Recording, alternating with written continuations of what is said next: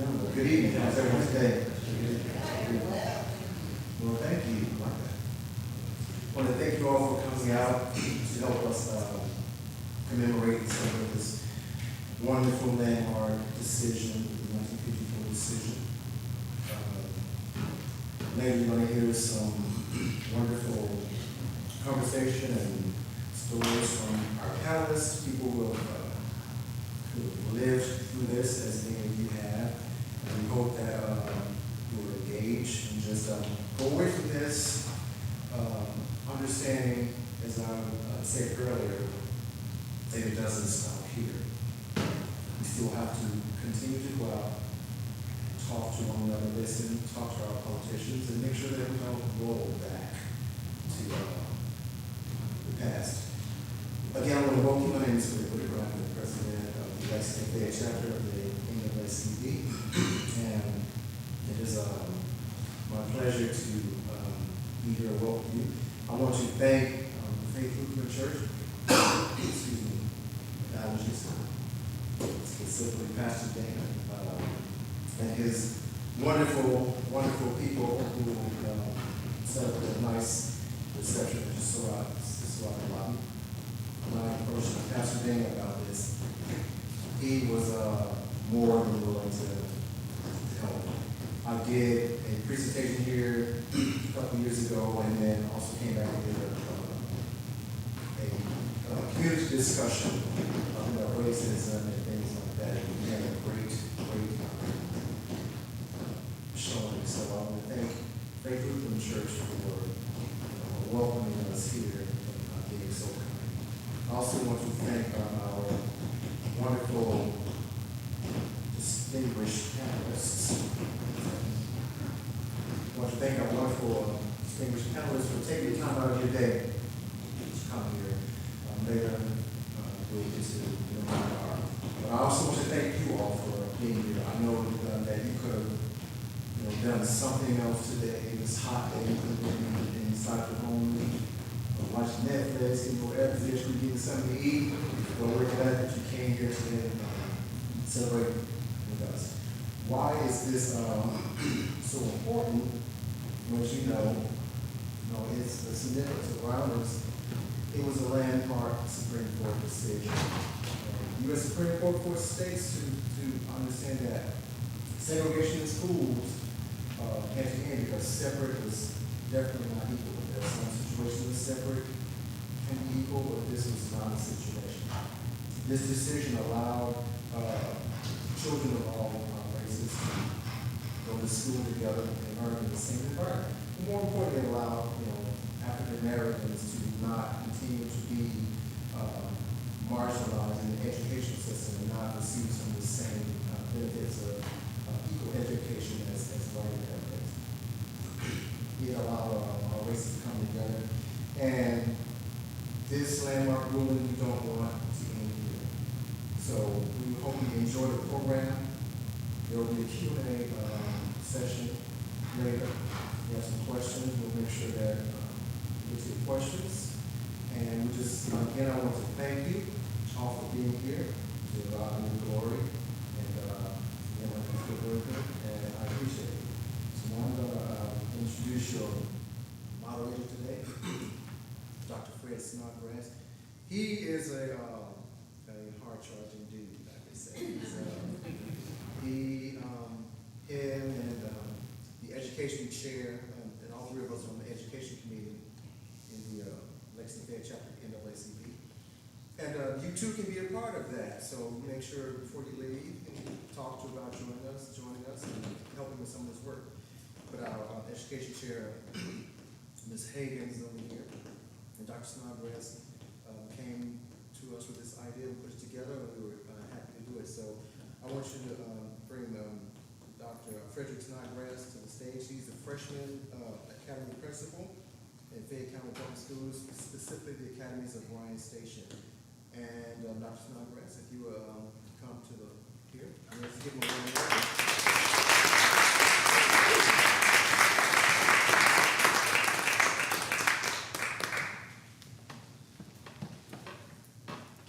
Thank you. I have the pleasure of introducing our First of all, I want to reiterate what Mr. Whitaker just said. Thank you all for coming out this evening. We really appreciate it, NAACP, and we want to have more events like this where we have the community come out. But let's go ahead and get started with our introducing of our panelists. Our first panelist is Miss Helen Case Wade. She was actually the first student to integrate Fayette County Public Schools in 1955 at Lafayette High School. She graduated from Frederick Douglass High School. She briefly attended the University of Kentucky before finishing at Kentucky State University and earning a degree in education. Ms. Case taught in Cleveland, Ohio for 45 years. I don't know if I can do it that long. She taught in Cleveland, Ohio public schools for 45 years. She is also an honorary alumnus at Lafayette High School. And she is sitting right here on the front row. If we don't mind giving her a hand.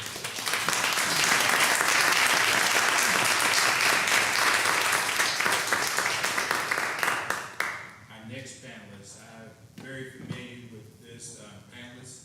He was actually my middle school principal. So I'm extremely excited about him being on this panel. His name is Mr. Virgil Covington. He's a native Lexingtonian. He graduated from Bryan Station High School in 1971.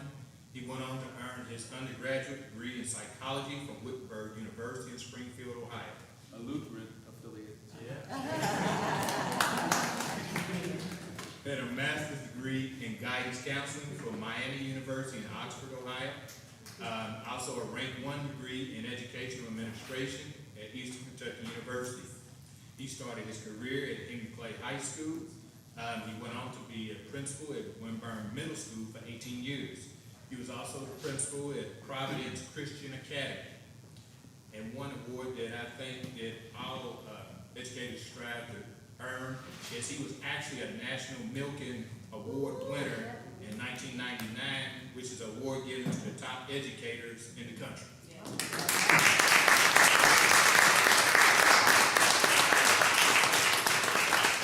He also has a family of 4, Pauline, Rebecca, Donald Jr., and the late Daniel. He is currently married to Miss Alba Mitchell since 2020, and they have a son, Julian. Also, you'll know Mr. Covington by his role as William Wells Brown at various schools in the district and around surrounding counties and other community events. So let's give him a round of applause.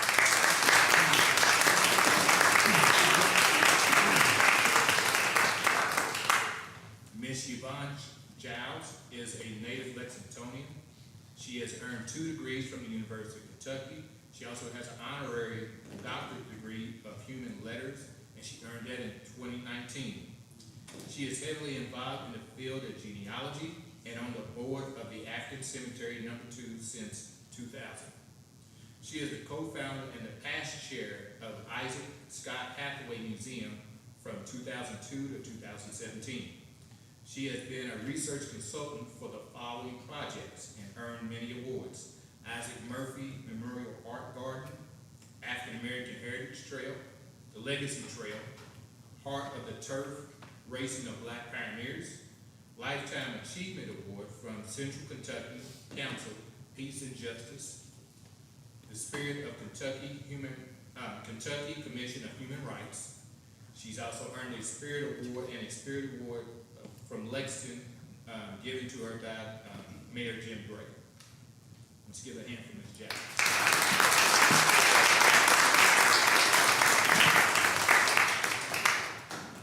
Dr. Alvin Seals, I'm also familiar with him as well. He was one of my professors at Kentucky State University, along with his wife as well.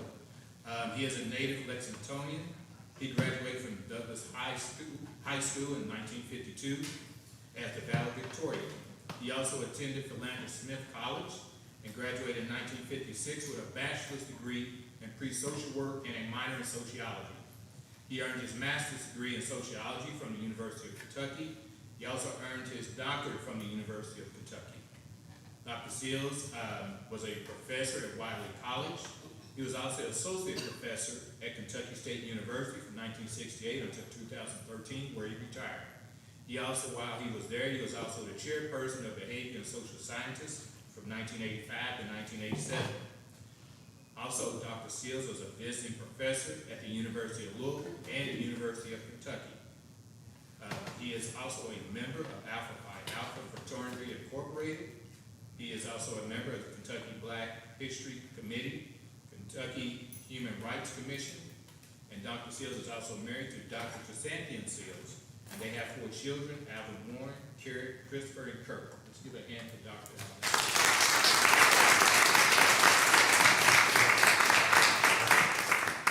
And last but not least, the baby of the group, Mr. Dorian Harrison. He's a poet, an educator, and a former college athlete from Lexington, Kentucky. He currently serves as the board of directors for the Fayette County Education Association and chairs the Diversity and Equity Committee.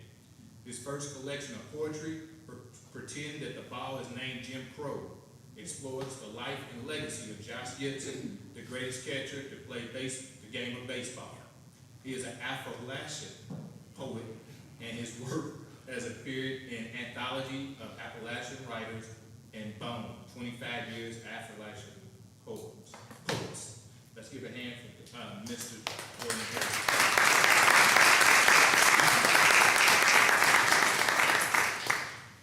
Okay, now we will start our panel discussion. I'm just gonna do this. Okay. And we'll start with you, Mr. Harrison. Who and what inspired you to become an educator? Takes it a second to power up. Can everybody hear me in the back? Yes. So while my microphone's turning on, I'll use my teacher voice, my behavior coach voice, actually. My mother is an instructional coach at LTMS, and my mother is who inspired me and actually told me to become an educator. After Frank X. Walker at the University of Kentucky convinced me, convinced me that I needed to switch from integrated strategic communications to English, and I needed to become an English teacher. I'm grateful for both of them for telling me what I needed to do, and they were right. And Dr. Alvin Seals, what inspired you to become an educator? In fact, yes, let me use this. In fact, it was my family, my mother and my father and grandfather and grandmother maternal. They were all involved in education in their early life, and they captured me and encouraged me to become an academician. And from that experience, one or two that might be important to some of my friends in the audience. When I was in college, I was selected to study at American University for 6 months. And when I returned to my college, which is Philander Smith, a Methodist college, the bishop of the area and the president called me in their office. And they said, Seals, we want you to become a teacher in higher education. That's it. Mr. Coach, same question on Ms. Giles, if you could. Okay. Well, I like to work with kids. I mean, that's what's led to my career. When I was in high school, of course, you know, we were at Bryan Station, and I became vice president of the student council, and I was president of the student council, and I got an award from, I can't remember, I keep on saying, now that I'm older, I need privileges. But I got an award in Fayette County for bringing the races together. And so I felt like that was what my role was to a certain degree. And so when I went to college, I majored in psychology, and in Ohio, you can get a teaching certificate in the area of psychology, and you don't need social studies and you don't need history. And I needed a job, and I met with Mr. Kurt early in the morning because he wanted to go and play golf. And so he hired me like August the 4th and told me I would be teaching some psychology classes and a history class. And so that got me to doing that. And I love working with kids, and so I still did the student council thing as an administrator, well, as an advisor for them, and did that the whole time I was at Henry Clay 4 years. And then I wanted to be a counselor because I was a psychology major. And so I became a guidance counselor at Leestown for 4 years, and then I went to Winburn as an associate, and then I became principal, and I was there for 12 years. Miss Woods was my supervisor for 1 or 2 of those years. And she's still alive. Praise God. But I guess what I'm saying is, I can't say that it was something that I always wanted to do, because I still just want to work with kids. You know, I still sub. I'm 70 years old, and I still sub, because I like working with kids, and as long as kids will give me respect, I will work with kids. Mr. Jones, if you want to answer that question, well, I have one for you. I can answer. I'm gonna ask you this question. I can answer the question. Okay. Most of you know that I've never taught children. There's a reason.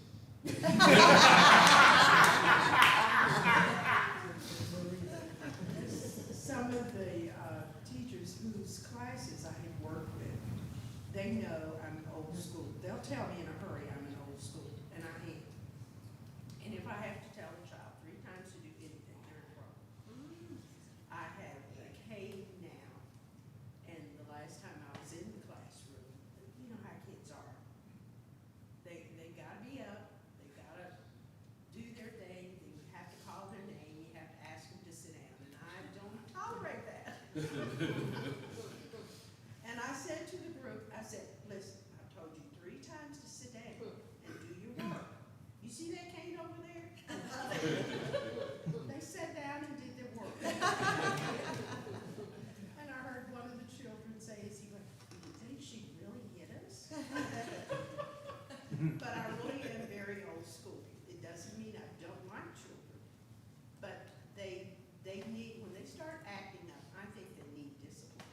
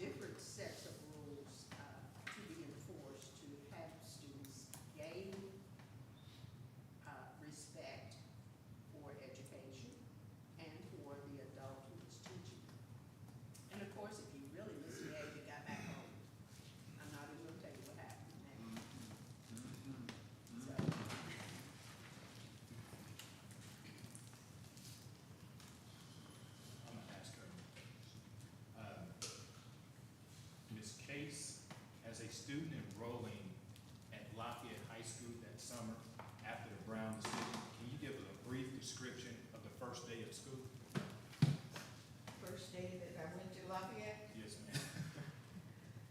Well, I'll tell you how it started out.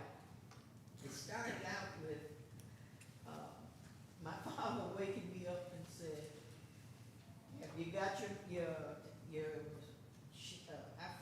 Lord, I'm so excited, I can't even get it together. That's right. But Daddy said, are you ready to go? I said, well, I made a decision, and we're gonna try it. And that morning, I had a breakfast like you wouldn't believe. I told Daddy, I said, I should have started thinking about going to Lafayette before I went to Douglas. Well, I say that too because my father was a chef in the Army. So when he went into the kitchen, you knew you were gonna get something going. So I started out that morning with a breakfast like nobody could remember. It was wonderful. And you know, I was a little fat girl. And I did a lot of eating, so I enjoyed that. But my experience has been one that I'll never forget. So what happened when you got there? Huh? When you got to Lafayette, what happened? You told me you went where? I never did talk to the principal when I went to Lafayette. The only person I had contact with was my teacher and the office clerk.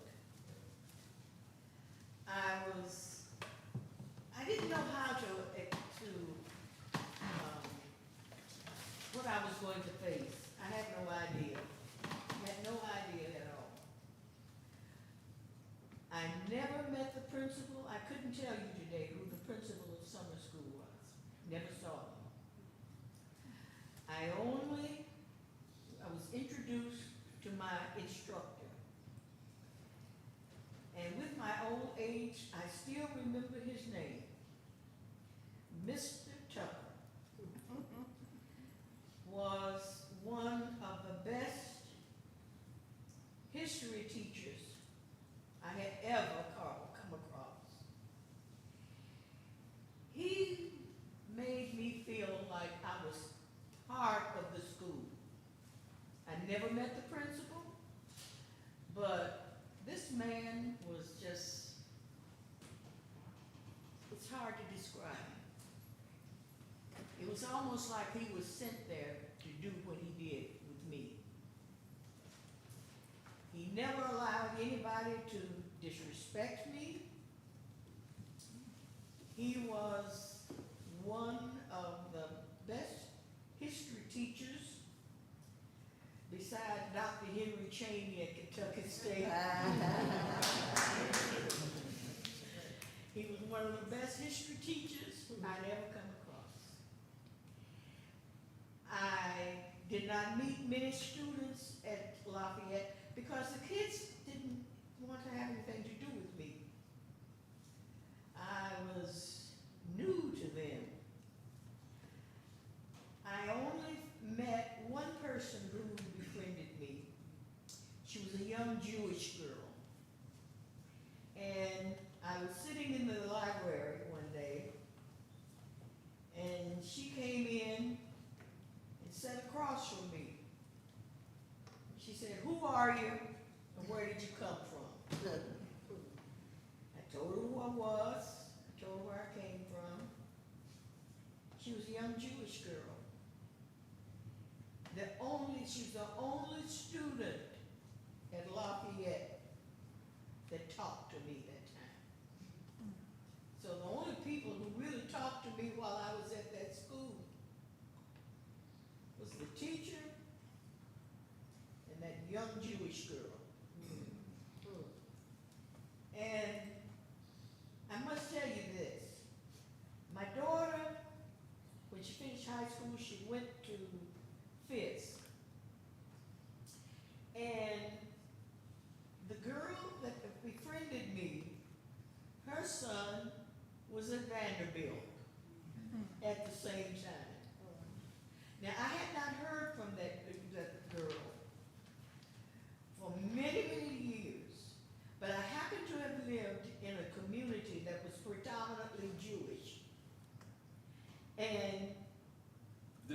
Ohio. In Ohio, yeah, it was in Beechwood, Ohio, where it was very few of us living there. And I got a call from her. Had not talked to her since the day I left Lafayette. That summer. And she found out where I was. And I got a call at my home. She said, my mother and father knows about you and know what our lives were. She said, do you know who I am? I said, oh my God, I can't believe it's Bob, it's you. And I found out that at that time, our lives was kind of the same. Cause her son was at Vanderbilt and my daughter was at Fisk, and both of them were freshmen. It's been a story, you know, it really has. Then when I finished, I went to Lafayette. Now I'm gonna tell you about that history too. I was a young kid who I didn't bother giving mother and daddy a hard time. Cause mother didn't mind whipping me as old as I was, and I was in college. But I learned something that UK did for me, gave me a backbone. I had a history, psychology professor. You know, I'm getting old now, I have to think. But I had a psychology professor. And when I would go to school, I would go to class, I always, at UK, would sit in the middle of the huge room that we were in. That psychology professor walked in and looked over the class. And you want to know what he said? I've never taught Negroes before. All they've ever done is waited on my family.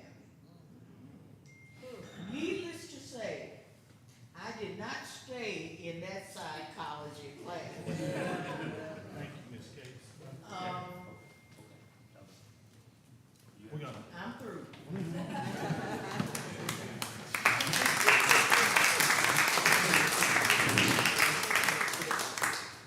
Okay. You know how I am. After the 1954 Brown decision, an estimated 100,000 black educators were terminated or demoted. What has been the impact on African American student academic behavior and social outcomes? Also, what was the impact in the black community? Let me start with you, Dr. Seals. Significant problem occurred. The 1954 decision, Brown versus the Board of Education, was a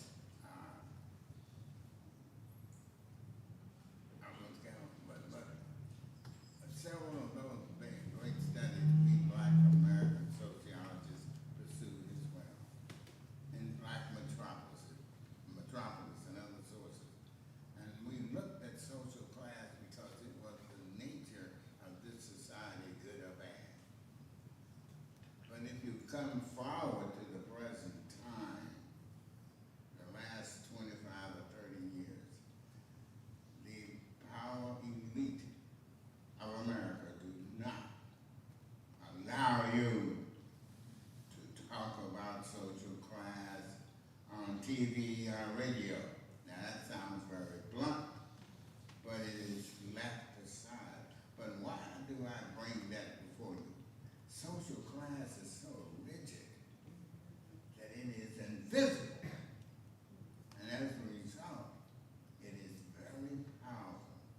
And it keeps blacks, whites, Native Americans, Mexican Americans down. One thing I should say quickly, if you would look at the poor American, European American that have come out of Kentucky, Tennessee, and other places 200 years ago, did they rise to the top of this social class system? Are their children? Most of them did not. And they are still scrambling and fighting to change America, but they don't know what's going on, may I say. The social class entity is a silent, invisible force controlling you and me. And until we understand its effect, we ain't gonna change much. Because what the society does, it goes round in circles. Social class is wicked right. We've got to examine that because for any of the acts like the Supreme Court's Brown versus the Board of Education, it was a very important and significant decision, but it was blocked off and on throughout years to this day, in part. Tricky little acts, getting rid of teachers who were black, and so forth and so on. There's much behind it, but my major point is America has hidden this factor of social class that has caused people to think that it's something else that has caused them to be in conflict with other people. The upper class. It's really the elites at the top that are controlling too many of them. But I could do more. Either way. You can go. Sorry. Me? Yeah. I want to say this, and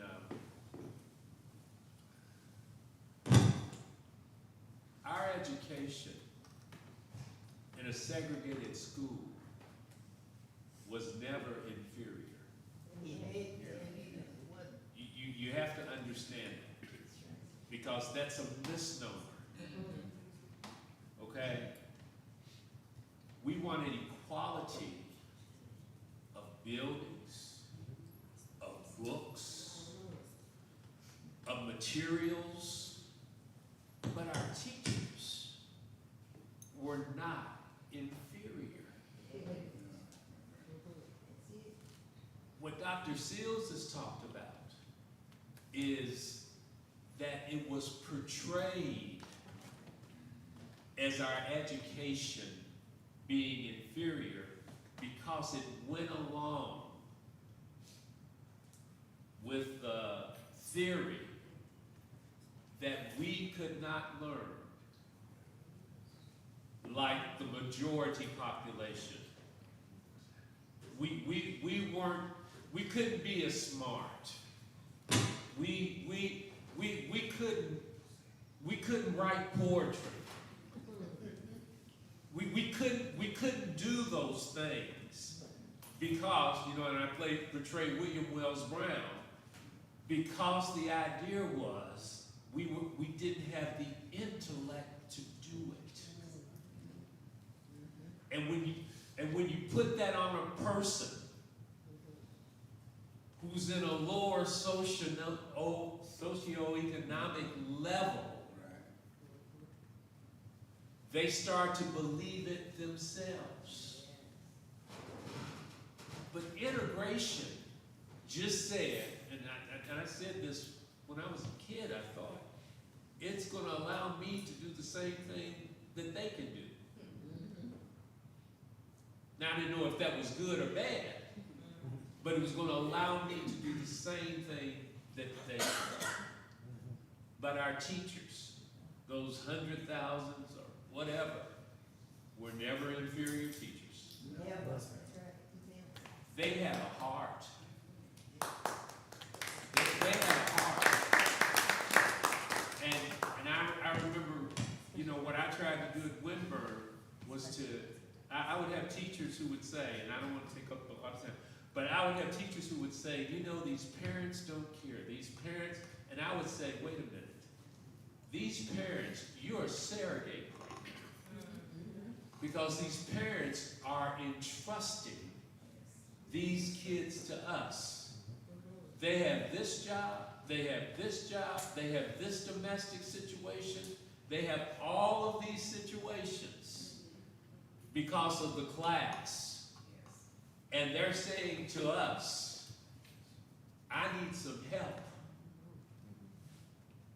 That's what we need you to do, because that's what our segregated schools did.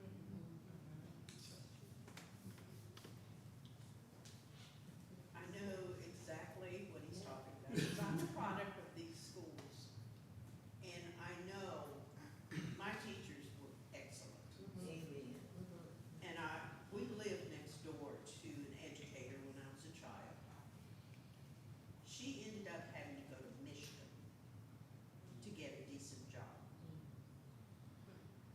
Every summer, she'd come home, clean her house, and go to school. Almost all the black teachers had advanced degrees. And when desegregation hit us, those individuals had choices of being a librarian, and then you have to be certified to do that, although they had degrees, or you worked in the office. Very few actually taught in the classrooms. And to me, it was a waste of, well, looking back on it now, it's a waste of resources. We had well-educated men and women in our system already. And there was no accommodation for them in the integrated system. And to me, our children have lost. I don't know how many people in my age group have said, when segregation hit them, their schools were closed.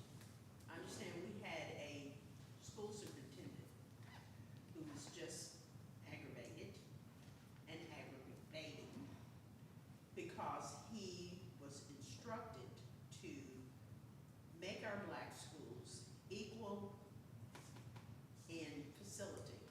And he wasn't going to spend the money to do it, so he closed all the black schools and bused our children. I have mothers who tell me when they closed Constitution, they came way out south end somewhere to an elementary school. And rather than let their children be out there in that school in an isolated situation, she said, we pulled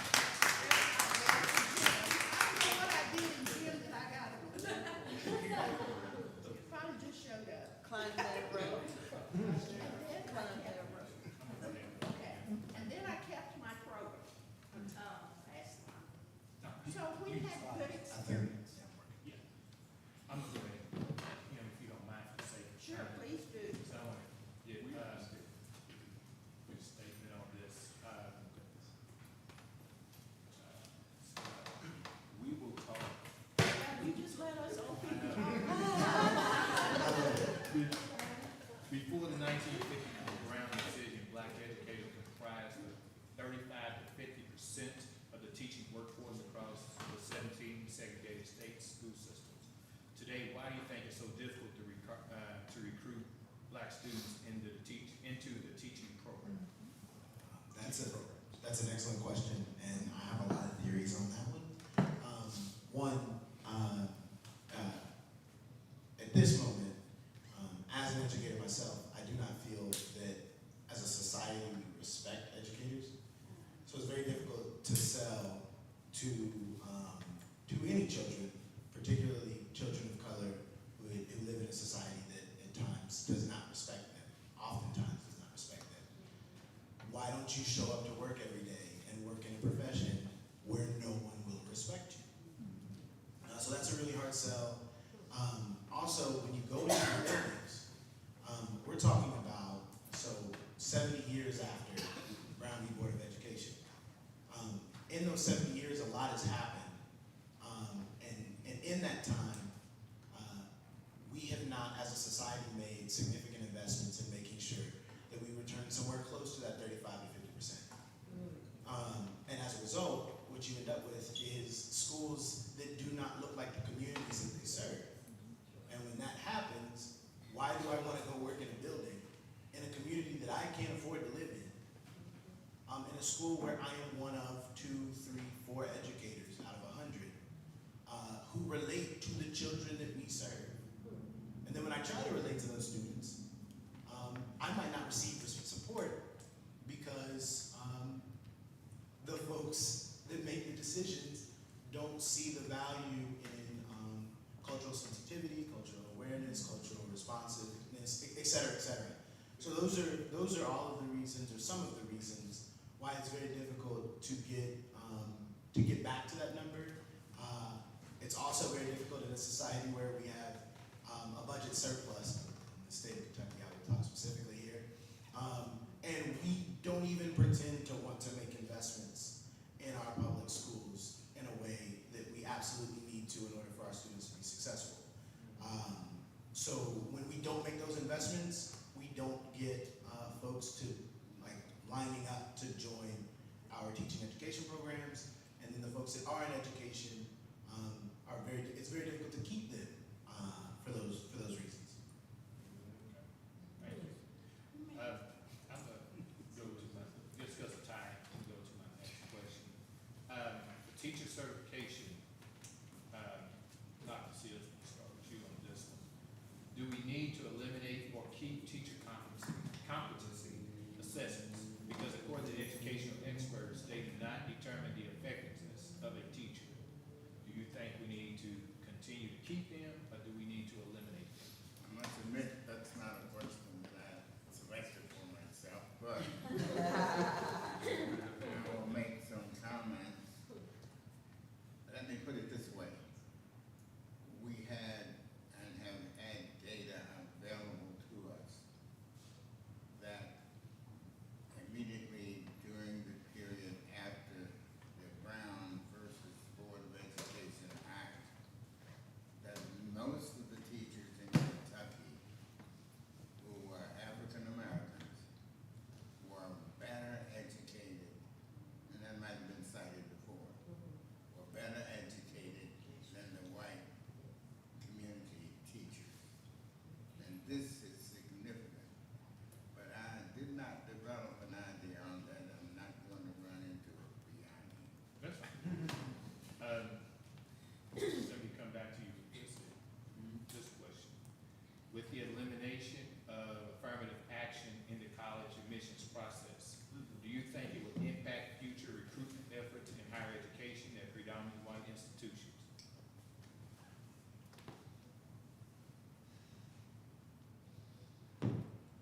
Yes, I'm quite aware of that particular action by our federal government.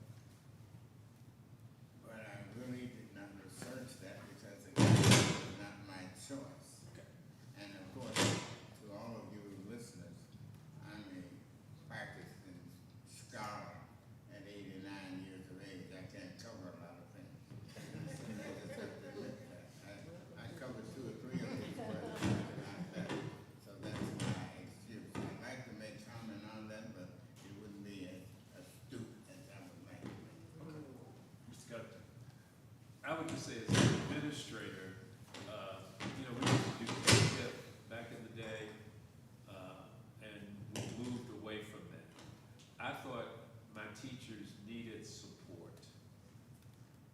teacher coming out of college, coming into the classroom, and it's not what they learned in college.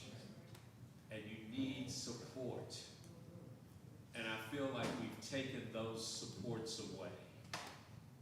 We don't have them to the degree that we used to have them, but we still have the same expectations of a new teacher. And I think it burns out some teachers who came in with it, who were enthusiastic and wanted to do this job, and they thought it was going to be great, but now we don't give them the support that they need. Now that's Virgil.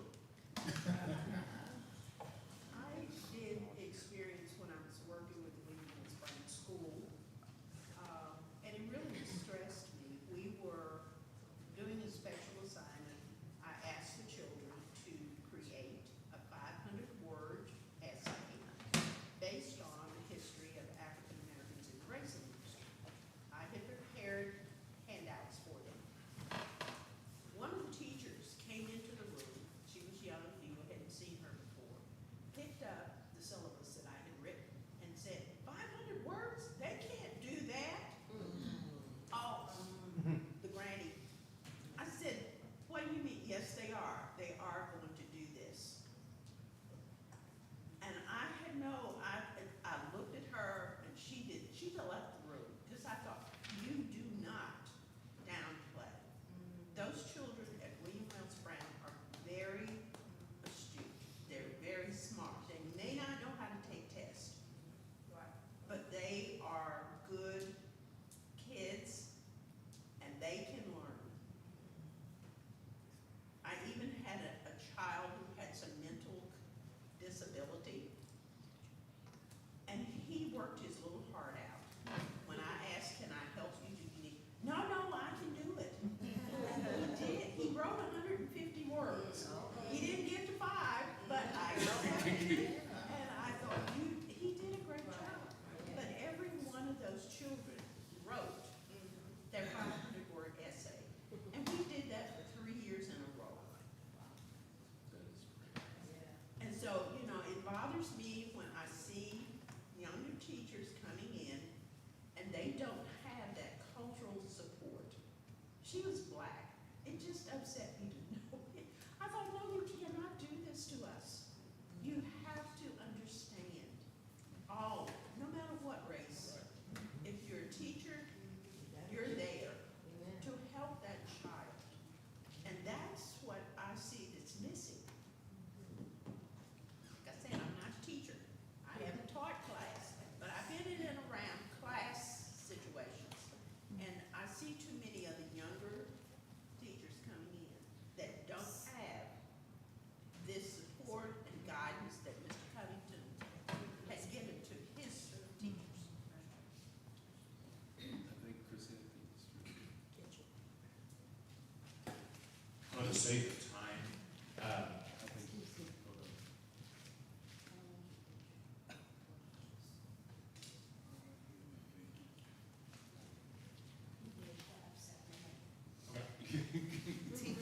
for the sake of time, I'm gonna ask this, I'm gonna ask Mr. Hairston to give us, from his personal experience, what is one benefit and what is one trade-off of the 1954 Brown decision?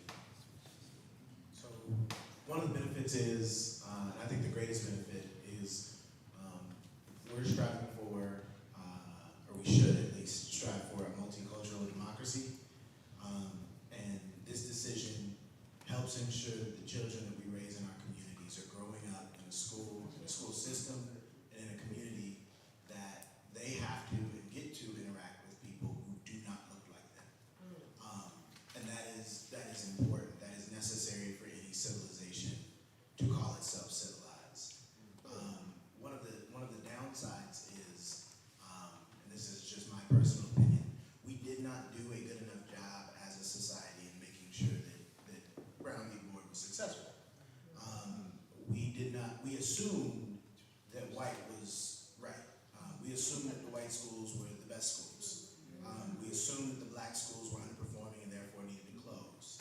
And as a result, we fired, or non-renew, whatever you want to call it, all of these highly qualified educators.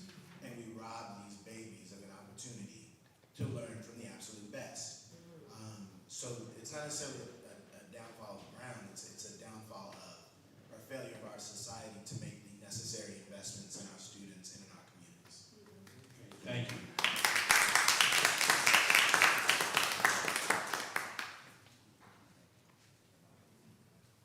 May I offer a challenge to everybody? We know that our teacher pool is very limited. And I, in my own way, and every one of you in your own way, can fill that gap. You talk to a child, you talk to your grandchildren, you talk to your neighbors, friends, and children, and say, who's Booker T. Washington? Who's Carl Lawrence Dunbar? They're going to these schools. Who's Mary Britton? New school. Who's Gary Morgan? We individually, we can't lay it on legislation. We can't lay it at other people's feet. It has to be us. You see the t-shirt that I'm wearing? It's my uniform. This is Oliver Lewis. He was the first black jockey to win a derby. Too many people misrepresent him. Since April the 27th, this has been my dress uniform. I'm telling that story. You choose, find someone, and you don't have to have a t-shirt made, have a picture, have a card, or just talk. You'd be surprised at how receptive our children are. So don't lay it at legislation's feet, always. They've got work to do. But it'll be generations. And we've already lost too many generations. But it's never too late to start. Start now. Each of you, that's your challenge. Thank you. Do we have any questions from the floor? We may have some comments. Please.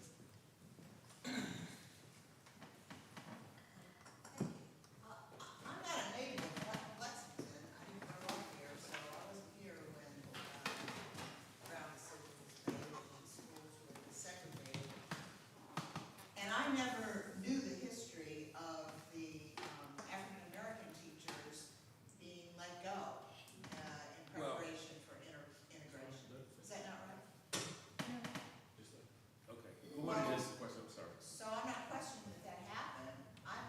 My question was going to be, was there a justification given for that? I mean, it's obvious to me that probably the parents of white children thought somehow their children were too good to be taught by African-American teachers. I'm guessing that was the motivation behind it, but what was the justification given for that? It doesn't make sense. You want me to try? Okay, black teachers were not let go, No, my understanding, no, right? yeah, What happened was split up. they closed black schools and they reassigned those teachers to white schools. So you might have 3 go here, 3 go over here, 3 go there. But it's my understanding, based on the people, my wife is the president of the Historical Douglas Alumni Association. Those teachers were reassigned throughout the district. Yes.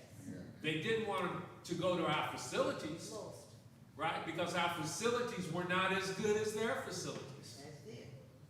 But they were placed in different schools. I have one teacher, really 2, but I have one teacher, my 4th grade teacher is still alive. my fourth grade teacher, From Mrs. Douglas. Mrs. Sarah Newby. Miss Newby. From Douglas. And every time I see her, I thank her. Yeah. She went to Mary Todd. Okay? So they were reassigned, just like we were bused, they were reassigned. So I don't remember, right? You know, these people are older than I am. Am I right, Diane? Yeah, back in, when I came to Lexington in the '70s, we were assigned a school. At the school that I taught at Jesse Clark at that time, there were 5 of us that were Jesse Clark. I had some other friends and they sent 4 over here, but that was the pattern. And because when I left the small town I lived in Kentucky and said, I want to go to Lexington, I thought I was going to be teaching African American students, because there were a whole lot more there than in that town.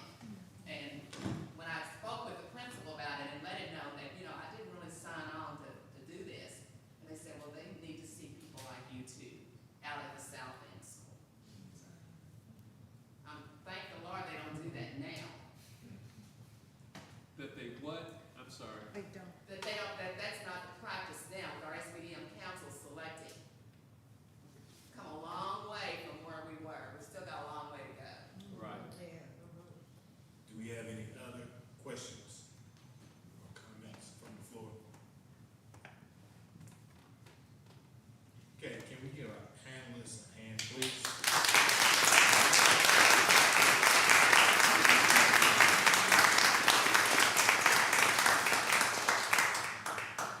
Now, according to our program, we have a special presentation from the mayor's office by Mr. Larry Johnson.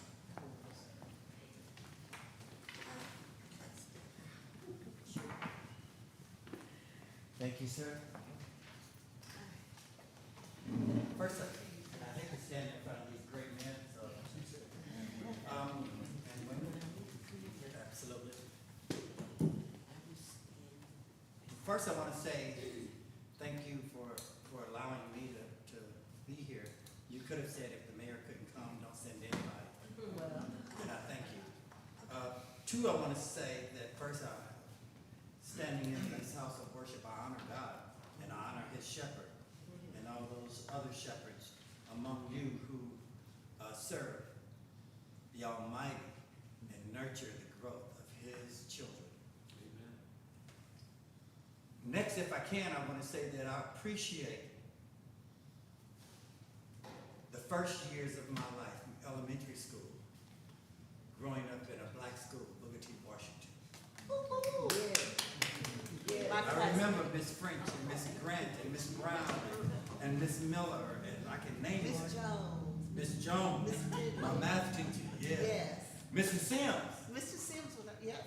And I'm able to attest to the fact that when I went to middle school, it was junior high back then.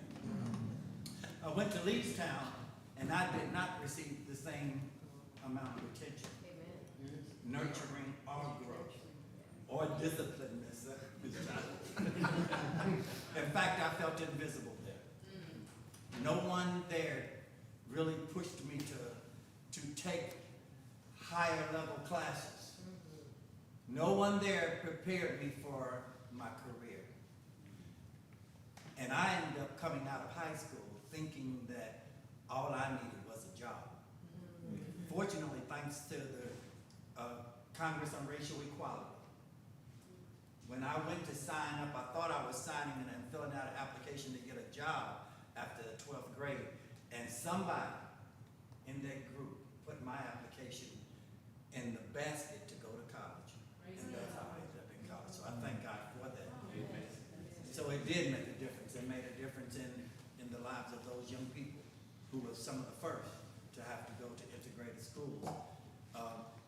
And who, when they closed our black schools, suffered the consequences. But thank God there is a God who intervened at some point. Amen. Amen. On the behalf of Mayor Gordon, who had to attend the council meeting tonight, I wish to read this proclamation. The 70th anniversary of Brown v. Board of Education Day. Whereas, on this day, 70 years ago, the nation was forever changed by the 1954 Supreme Court ruling in the Brown versus the Board of Education case. And whereas, in its landmark decision, the Supreme Court ruled that separating children in public schools based on race was unconstitutional, and that schools across the United States were to desegregate. And whereas the justices declared the separation but equal doctrine unconstitutional. And whereas Thurgood Marshall, then the head of the NAACP Legal Defense and Education Fund, served as chief attorney for the plaintiffs. And whereas in Lexington, we are committed to celebrating diversity in our schools and our community. Now, therefore, I, Linda Gordon, Mayor of Lexington, do hereby declare May 16, 2024, Brown v. Board of Education Day in Lexington, Kentucky. Signed by Mayor Linda Gordon.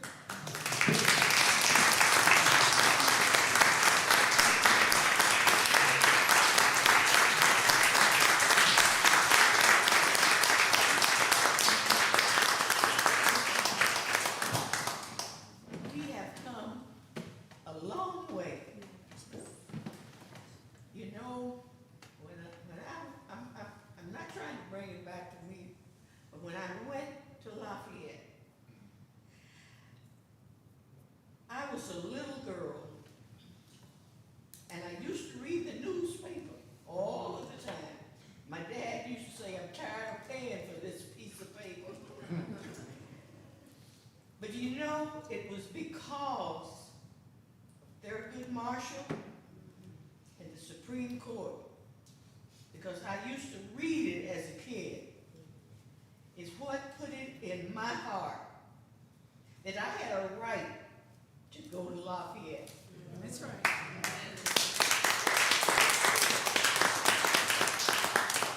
I must tell you this. I lived on Lindbergh Drive, just across the county line. I went to Miss Van Lowe. I said, I want to go to summer school. She said, you know, if you go to summer school, your mother and father will have to pay for you to go. I said, that's not, well, I was a little smart at that time. And I said, that's not fair, because mother and daddy was paying city tax and Fayette County tax. Miss Van Lowe said, Helen, I think you've been reading the newspaper a little bit too much. I said, Miss Van Lowe, all of the kids here in Douglas live in the country area and they don't go to summer school.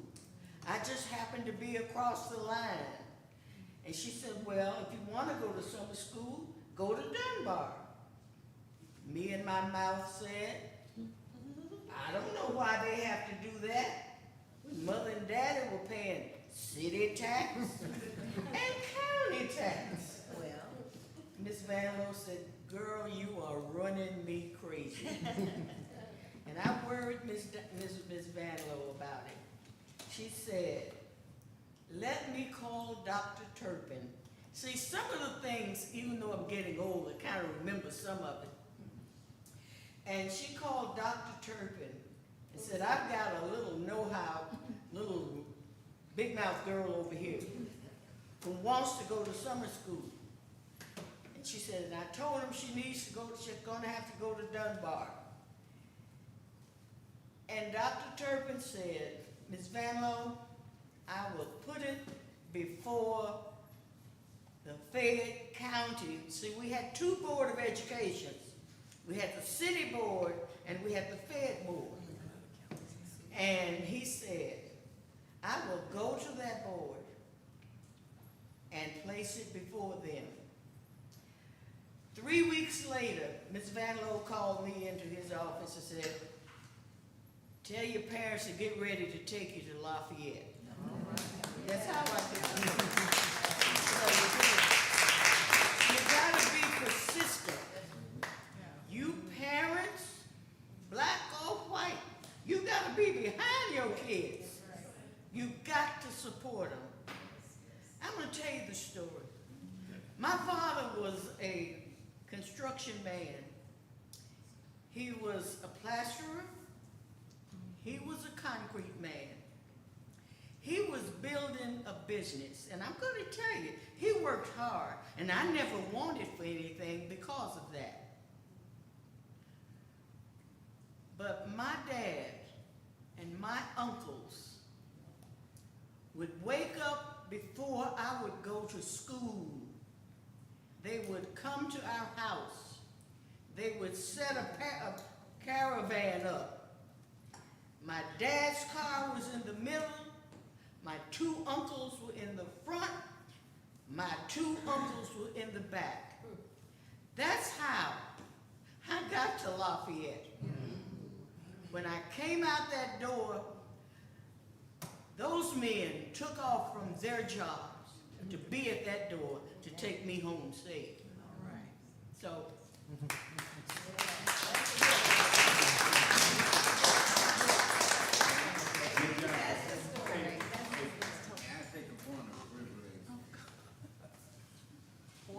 I must say here, to all of you, the Brown versus the Board of Education opened up some significant situations here in Lexington. As my cousin has said, in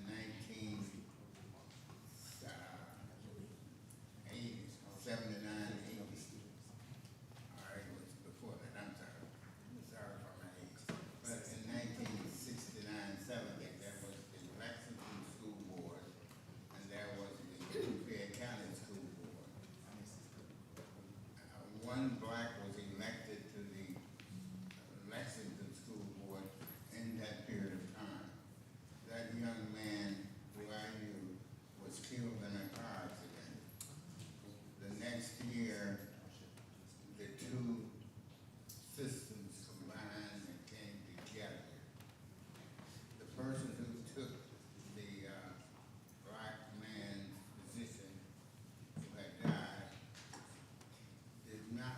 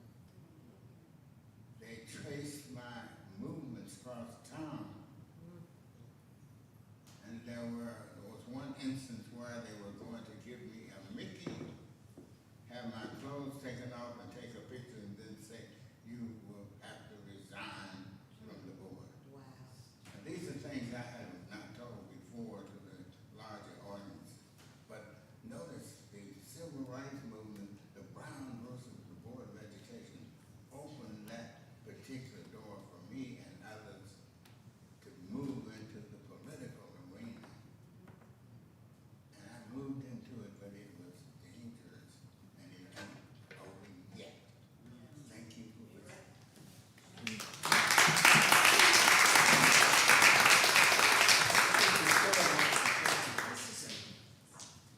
So, After Ms. Johnson, I'm gonna have Ms. Higgins come and give our closing remarks. Thank you. I just want to say Brown's promise requires continued action. So with that being said, today was the first day here in Lexington that you could do early voting. Tomorrow is the anniversary day of Brown versus Board, May 17th, 1954. You can vote tomorrow, early voting, 8:30 to 4:30 at any of the 6 libraries here in Lexington.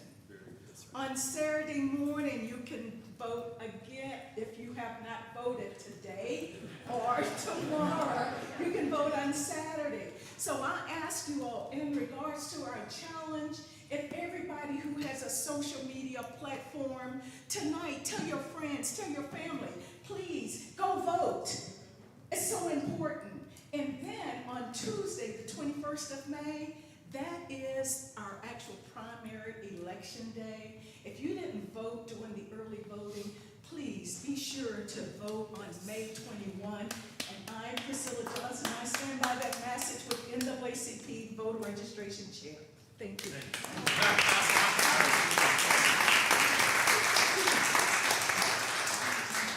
Thank you, Ms. Brown. She is an advocate. Johnson. I'm so sorry. I always wanted to think she's a Brown. But that's all right. She's here and she's blessed, and we appreciate her because she's always keeping us up to date on when to vote, how to vote, and to know what we're voting for and about. As education chair, and with this great group of founders here and soldiers and just sharers of wealth of information, I learned a few things I did not know.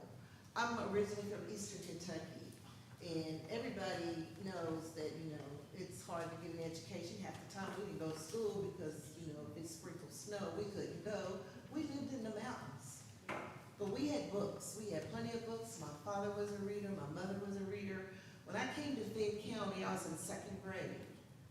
I was an avid reader. I could read cursive writing. They were sending me down to Mrs. Livingston when he spoke of our teachers. I went to my brother's classroom to read in his reading groups. And I was blessed that these teachers allowed me to progress and to continue. I love it that I'm a graduate of the old Liberty. I still go back there and volunteer at the community program they have there. I'm a retired teacher from Fayette County, graduated from Bryan Station. I feel like I had the best of the best who were standing there to push me on and wouldn't let me take. In those days, we had like lower level 1, 2, 3, 4. I wasn't allowed to go in anything below a 3. And I would be in a class of 1 or 2. I can still think of my 2 classmates, all through Bryan Station. It was just us 2. So as an educator, my kids would come into this classroom, they're mine. amen. And I have to be about molding and letting them know that you're only going to get to go as far as you want to take yourself. We can be there to help you, but we can't make you learn. We can encourage you to want to know more, because when you know more, you want to do more, and you do better, and you want to have a better life. So you need to put in the work.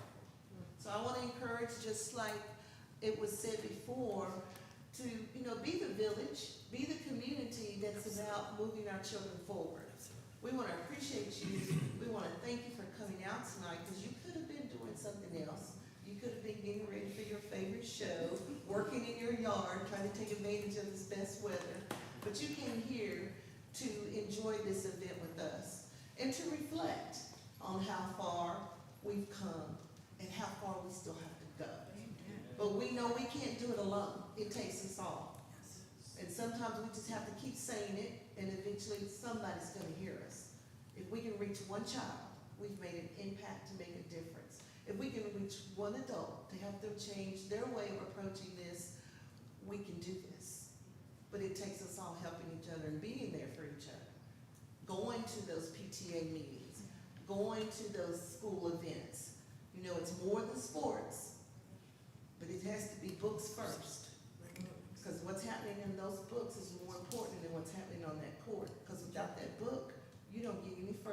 right here on that court. And if you wanna go bigger and better, then you've got to do a whole lot more. So we appreciate you again. We do have refreshments out in the lobby. We'd like for you to stay and talk a little bit more and find some more history that happened. There's still some things that I'm hearing that I have no idea, and I'm like, really? I did not know that. So that's a wonderful thing that they have brought this information to us. So please share with them, enjoy some refreshments, join the NAACP. We are still in this together. It has not changed. We can have all our other organizations going and coming, but the organization that's been here, that's always going to be here, is NAACP. And we need you, period. Thank you all. Be safe, be blessed. And thank you to our host. We are just so grateful that you opened your home to us. And always know that we're here for you. If you need help, please call us on.